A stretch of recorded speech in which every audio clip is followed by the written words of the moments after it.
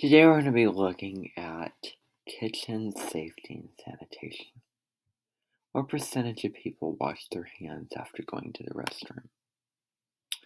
67%. We need more of that. Still a very high number, but it needs to be an even higher number.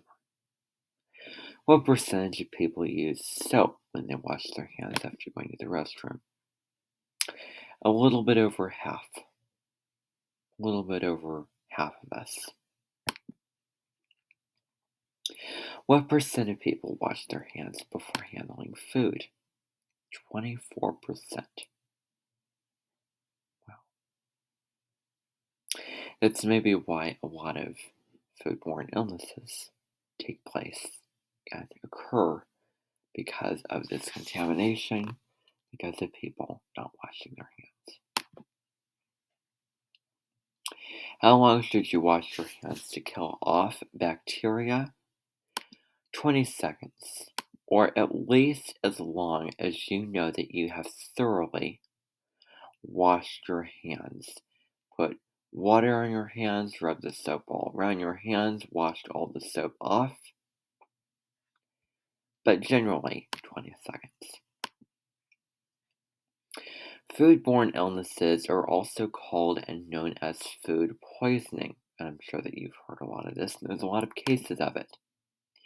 The CDC, the Center for Control Disease, Center of Disease Control, estimates that each year roughly 1 in 6 Americans, or 48 million people, get sick.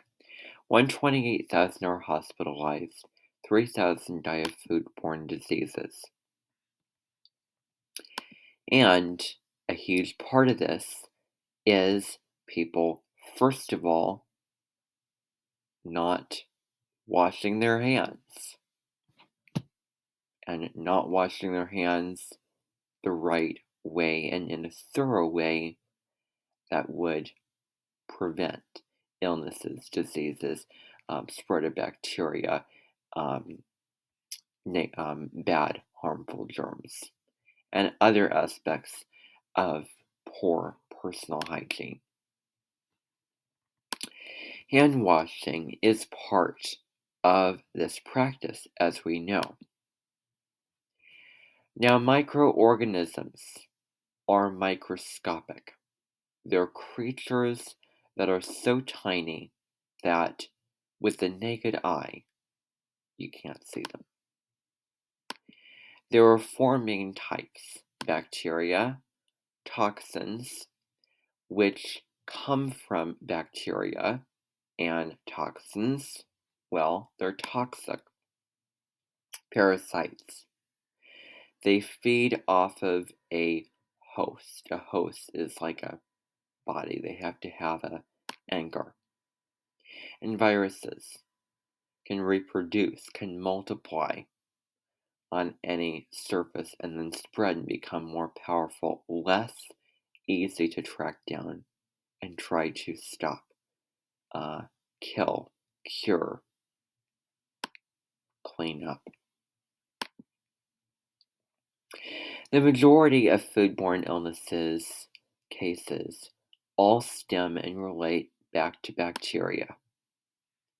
They grow rapidly and thrive in certain conditions, not all conditions. And this acronym, FATTOM, is an acronym that we're going to use to look at where bacteria thrives. These are the main indicators for where bacteria would thrive and what would be the suitable conditions for bacteria to thrive. The F is food. Bacteria need food to be able to survive, just like we need food to be able to live, sustain our bodies, be nourished, help our brains function. And there's so many ways I could get into that I won't get into because that's super obvious. And well, whole nother can of worms here now, but I gave you the basic gist. Acidity.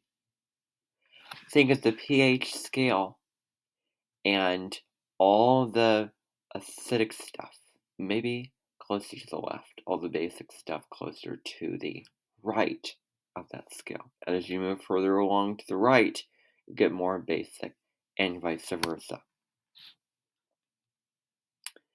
Foods with a medium pH are more likely to grow bacteria. So, right in the middle. Just like salt and pepper, you include time and temperature together. The time, temperature, the time that a food is in a certain temperature, both. With that comes the temperature danger zone, which is from 41 to 135 degrees. This is how we can prove this and explain this. 2 hours is the maximum,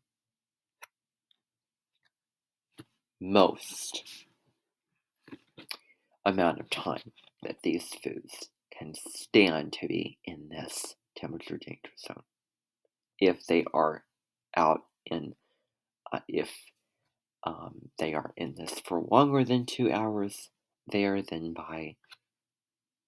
by unsafe to eat and can cause foodborne illnesses. Keep hot foods hot. Hot foods are meant to be hot, just like cold foods.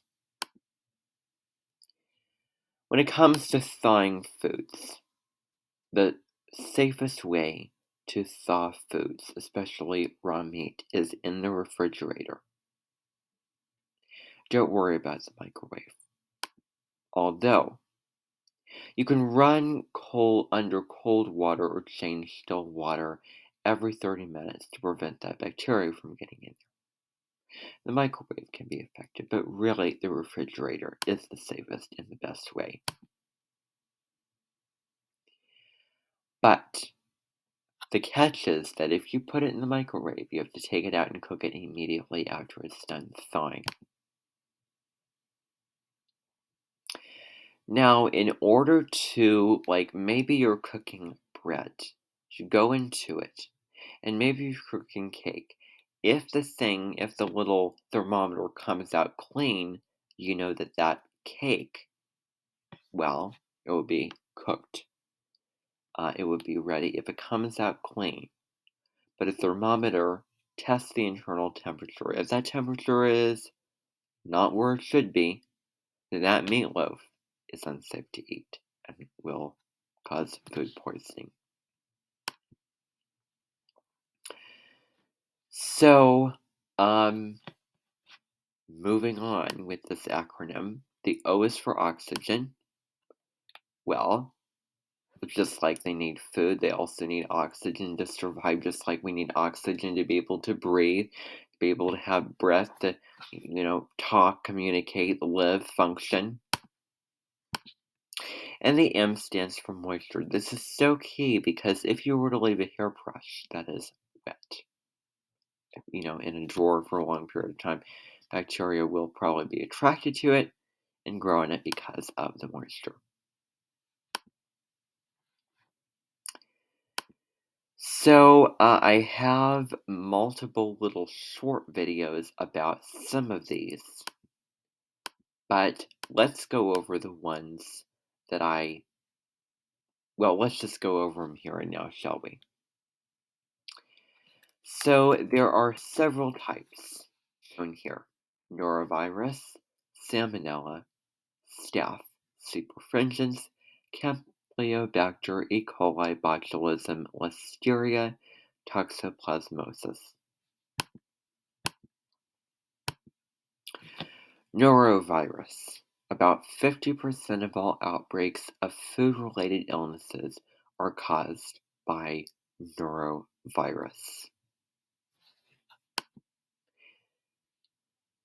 So if you work with food when you have norovirus illness, you can spread this to others. You can easily contaminate food and drinks that you touch.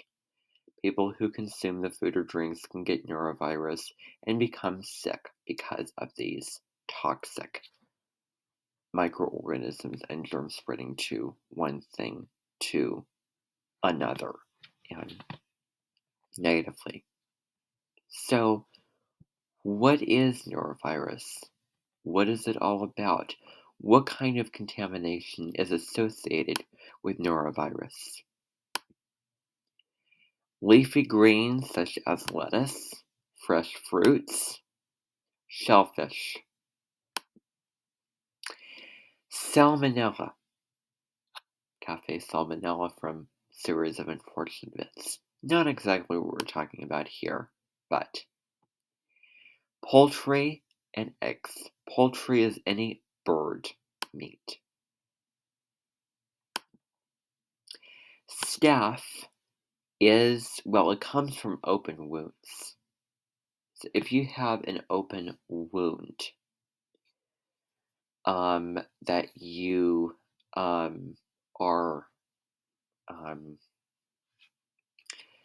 per se, if you damage your hand, you don't want that blending in your food. You want to put a band-aid and a bandage over it, just like when you are putting chicken on the cutting board. You want to change the cutting board or wash it, clean it, sanitize it so that your vegetables or something else will not be contaminated. So that's why you might want to do the cleanest things first. You might want to do the vegetables, maybe clean that off too as well, who knows. And then, maybe that would be the best solution. Then to clean that all off and do those special procedures for that raw meat, washing your hands before and after. C. perfringens. This come from beef. It can come from chicken, gravy, dried or pre-cooked foods. So, maybe set out too long. So, they're kept in large quantities, kept out for a long period of time before serving, too long. This is common in hospitals where outbreaks occur in these areas, prisons, nursing homes, or at events with catered food. What is Campylobacter? Undercooked poultry, unpasteurized dairy products. So, if, they're not fresh and inedible in that case, let's just say. More dangerous to eat. So, E. coli is beef products. And this can easily contaminate the water supply with the water contaminated with beef. You can easily get this. The key thing about botulism is that it comes from canned goods.